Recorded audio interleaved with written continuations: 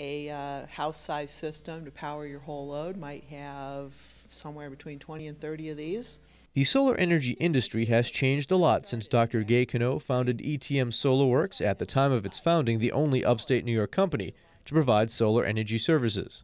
We put an ad in the Penny Saver to see if we could get some customers, and sure enough, there were people out there who had remote homes or weekend camps or cabins who wanted some electricity. So that was our first market, and it was fairly small. But in the late 90s, New York State allowed people to get solar energy as part of the grid and for net metering, or the ability to sell back unused solar energy to the utility provider. Add to that NYSERDA grants, education, and outreach since the early 2000s, and current state and federal tax credit for solar, and there has been a lot of momentum toward the industry. But it's growing, and it's been growing in spite of the economic downturn. In 2009, while lots of other businesses were shrinking, the solar industry overall grew on the order of 10%. The cost of photovoltaic modules has decreased greatly over the past 5 years, lowering solar costs. Technology has also made solar more efficient. I'd say that hasn't really helped lower the cost so much. In fact, those more efficient ones tend to be a little more expensive. But if you really want to maximize watts per square foot, that is happening. I think in the sort of the technology arena, one of the things that's helping lower cost is just the skill in manufacturing.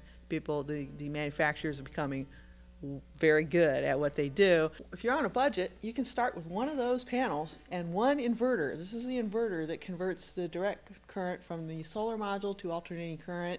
So that's going to generate about a kilowatt hour a day. And to give you an idea, I mean, most houses use somewhere between 10 and 15 kilowatt hours. So it's only going to supply a small part of your usage, but it's an easy way to get started, and you can add on to it easily. But the obvious question many central New Yorkers have when thinking about going solar is, does it make sense to do so in one of the least sunny regions of the country? Germany is the world leader in solar energy.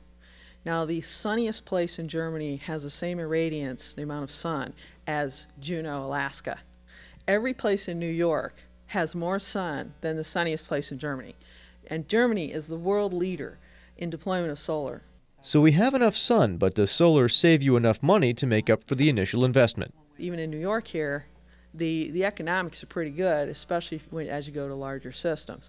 For small home systems, almost any kind of electricity generating system for a home is small, so economics are kind of so-so. If you bought a solar electric system for your home and you got, say, a home improvement loan, it's going to be something like 10 to 13 years before your loan payment is less than what you would be paying the utility. That's based on the idea that the utility rates are going up, and we know how much they go up per year, but we don't know how much they're going to go up in the future. One thing that solar electricity does for you is it protects you against fuel price spikes. If you look at how much you would have paid the utility in 30 years, it's 2 or 3 times the cost of a solar electric system.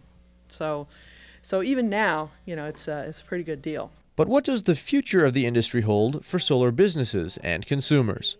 Even in New York, it's growing, it's creating jobs.